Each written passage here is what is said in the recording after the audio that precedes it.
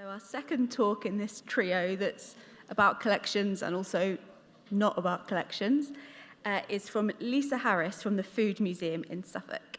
So Lisa is Collections and Interpretation Manager at the Food Museum, and she has responsibility for over 40,000 objects, from homewares to working steam traction engines.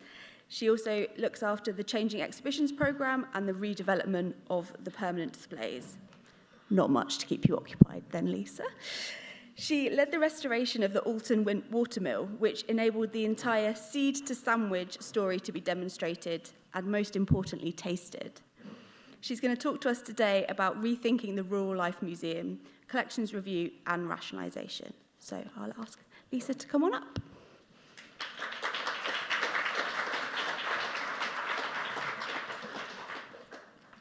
Okay.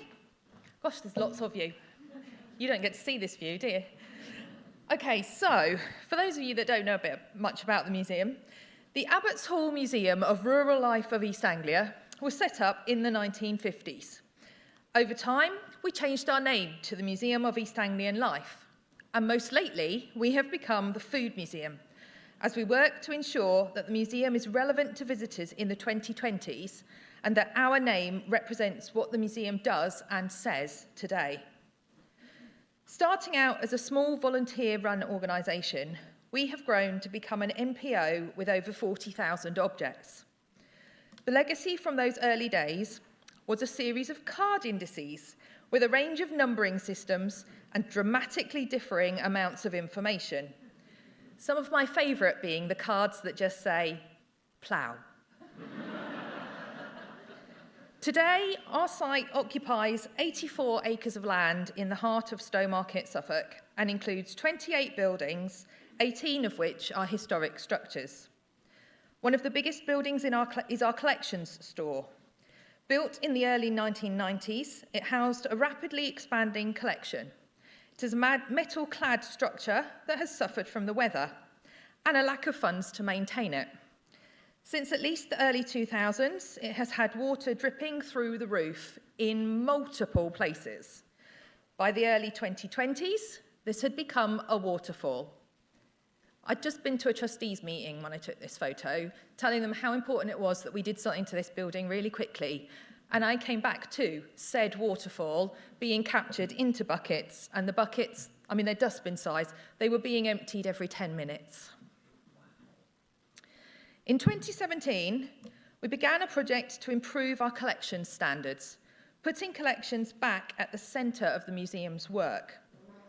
Whilst the collection has always been at the heart of the museum, the focus for many years had been on fundraising and survival.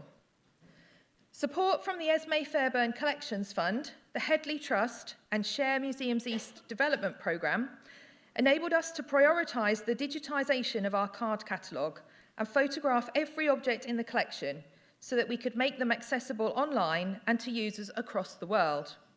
This approach is now embedded in the museum's ongoing collections management. For the digitisation element, known as Search for the Stars, we worked with volunteers to carry out on-site volunteering, remote from-home volunteering, group volunteering, and here you see students from the University of Sheffield, and out-of-hours sessions through the Meetup app. This encouraged people to join us on site to undertake digitisation work whilst getting together socially with a drink and cake. This worked well, with records being steadily added to the system and star objects identified for deeper research. But the turning point came with COVID. No longer able to welcome people onto site, we took the whole project online. At the Food Museum, we use eHive, a cloud-based collections management system that can be accessed from any computer with an internet connection. Volunteers are recruited through role descriptions that explain the skills they will learn and develop, as well as the kind of experience and skills that the role requires. For online digitisation, the role can be undertaken around commitments such as work, studying, and childcare. As a result, the work attracted a much younger volunteer demographic than we might normally attract. We promoted the opportunity through volunteer and job sites, including the University of Leicester Jobs Desk, as this type of work gives useful museum experience for those looking to enter the sector. We also used social media, universities and colleges, websites and apps such as Meetup and Nextdoor. Each volunteer has a phone interview to find out about them and their reasons for getting involved. We take up references and we require them to sign a volunteer agreement alongside other policies and procedures such as data protection. We talk them through the work, either in person or online, whatever works better for them, as well as providing good training notes that they can refer to. Their work is checked initially and at random intervals to ensure consistency, but they can always drop us a line if they have any queries. Batches of scanned cards are sent via a Dropbox link, so they do not need to be downloaded, and we require volunteers to update a Google spreadsheet monthly with the number of records that they've worked on and the number of hours that they have given to the museum. This is important for the museum when reporting to stakeholders and funders about what we do. We keep in touch with our collections volunteers via a monthly newsletter, which updates on general museum work, details any problems or changes in the way that we're working, and highlights any object that somebody comes back and says, "Well, I found this. You'll never guess about the story that comes with it." The initial object digitisation work took 6 years and is still ongoing, as we work through the last 100 batches of record cards with second-person checks. Since COVID, we've also added 7,000 library records and are now working through our paper-based document collection. For the photography element, known as shooting stars, you can see I've got a bit of a star thing going on. My jumper is obviously linked. Our amazing trainee and volunteer teams started by photographing objects from our small object store. For those of you that don't know the museum, our small store is filled with roller racking, so the first task was to find somewhere to work. The large object store, no clues for guessing the sizes of objects in these two, was extremely cold with large buckets positioned under multiple leaky areas. So we built a wooden garage inside. I think the company that supplied it thought we were completely nuts, especially when we then put guttering and buckets on the garage. But that garage enabled us, well, we put flooring in, we insulated it, I mentioned the guttering and buckets, we call it the Starshed Enterprise. It's great, this. Puns, I love good puns. It meant we had an enclosed, heatable area with a workspace, bright white walls, and space for photographic backdrops. It worked really, really well and was a key part of being able to process our collection. Until COVID came along and access to the site was impossible or limited. At this point, our photography work went on hold while we focused on the online digitisation work. By the time the world was back to some sort of normality and the environment in the store had deteriorated even further, we learnt of our success in achieving MEND funding from Arts Council England. Nice one. Amongst other things, the funding will enable us to re-roof and insulate the walls of our large collection store. But it meant that we were going to need to empty it. That was quite a task. This changed our working focus from small objects to large objects, and even involved painting the outdoor wall of a nearby building for use as a photographic backdrop. For the last 18 months, we have moved and location recorded everything, and I mean everything, from the large store into other locations around our site. That's about 7,000 objects. And when you take into account that about 30 of those were wagons, this is quite a lot of big stuff we're talking. We moved the last object at the end of January, and the builders moved on site yesterday. As our digitisation and photography work progressed, we discovered an increasing number of objects in poor condition with little or no provenance or that were duplicates. This led us in 2023 to turn our focus towards a collections audit. We needed to review what might not be sustainable or sensible for us to keep when balancing the needs of our existing and future collecting against the resources available to us. We used industry guidance from the Museums Association, Arts Council England and Collections Trust. We spoke to other museums carrying out this type of work and reviewed our in-house policies and procedures to inform our approach. Knowing we had a decant deadline, we chose initially to focus our review on objects bigger than a chair.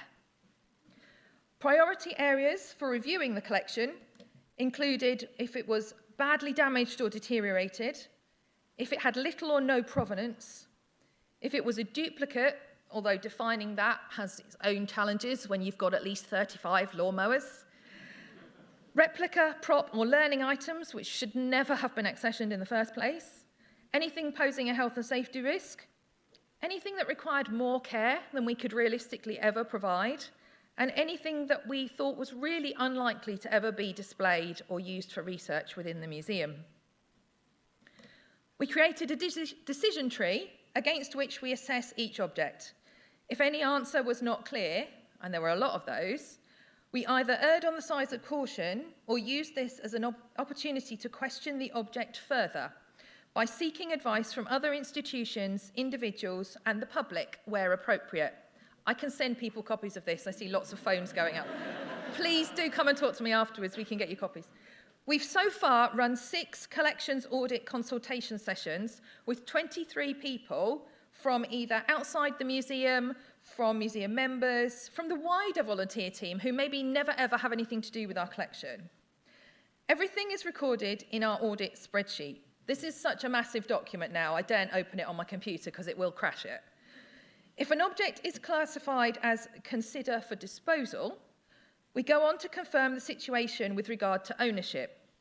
We discovered that many items were on loan and had never been reviewed, so we set about returning these. Other objects were added to our potential disposal list.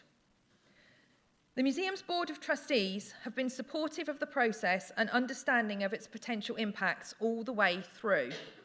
In practice, our working team includes myself as collections manager, our curator who has a National Trust background, our collections care assistant who brings a conservation perspective, various collections trainees and volunteers who come and go, as well as the members of the public that have visited those collections audit sessions.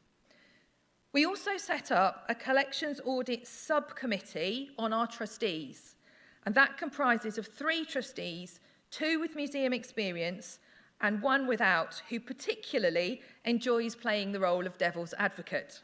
He plays it very well, but he's also learning the museum ways. Disposal lists are discussed in full with that subcommittee before being presented to the quarterly Board of Trustees meeting for a final decision. If they get authorised, we follow accepted routes for disposal as outlined by the Museums Association. So first, we offer to other museums or organisations within the public domain or that can provide regular public access. Then we advertise for at least 2 months through the MA's Find an Object webpage, as well as other museum networks. Where the reason for getting rid was to do with condition, we have destroyed objects. Fully recording this in the object's record. An example would be a root cutter used literally to chop roots on a farm, which had already collapsed and there was pretty much no wood left. It was the metalwork that was, well, it wasn't even on a pallet at that point. It was just left on the floor. But what little wood did remain was very, very much active. I'm surprised it didn't walk out on its own. So far, 35 objects have been identified and taken through our rationalisation process, with at least 5 of these being direct outcomes from the collections audit consultation sessions with the public. 10 objects have been transferred to other accredited museums, 3 destroyed due to their poor condition, and 8 long-term loans have been returned to lenders. This includes a horse-drawn hearse, you can see bottom left there, that had been long forgotten in its village, but is now being celebrated within the local community. Turns out they have a hearse house in the grounds of the church, which they never knew what it was for or how it was used. This wonderful object is now living in it and being promoted at every opportunity. When none of these routes are successful, we plan to go to auction as the most open and transparent route to rehome items. At present, my mission is to send a Ransoms and Rapier 6-ton super mobile crane. It is the least mobile thing you have ever seen. It's taken us a year to be able to get all 4 wheels to turn so we could pull it out of the building with the tractor. Our mission is to get it to auction, but I've been told that it's likely to go for scrap because the value of scrap is so high. So now my challenge is, do I go with what the Museums Association say, or do I go to a private individual who might actually be able to restore it and get it back into working order? Working order or scrap man?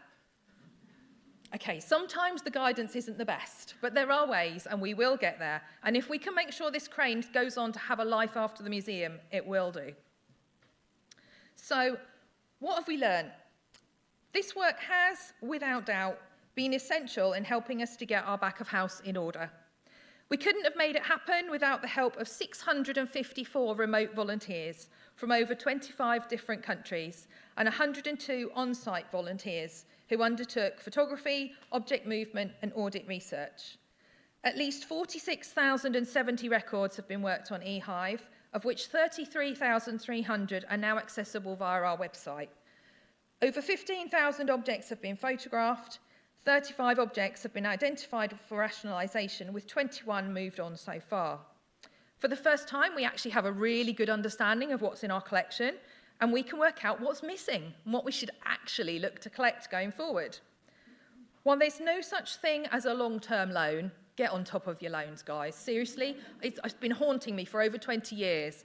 It's the best thing I ever did. It's important to sort them out because people move around even more now than they did back in the 60s and 70s.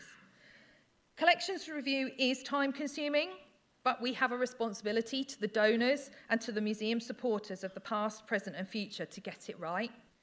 Caring for our collections costs us money, whether that be storage, collections care or whatever. We need to spend it wisely. None of us have got enough of it. Taking the decision to remove objects from the collection, especially when they're big ones or they've been around a long time, can cause worry and concern. Make sure you have good procedures in place and that they are fully carried through, and that the people doing this work in your organisation are supported, because it concerns them. It keeps you awake at night. Be open and transparent about what you're doing and why. Not everyone's going to agree, but our consultation work so far has shown that people are less concerned about objects being moved on when they're not in the best condition anyway, or you've got another 6 or 35 of them out the back. So if you want to talk to me more, please come and see me. 15 minutes is just not enough to talk about this.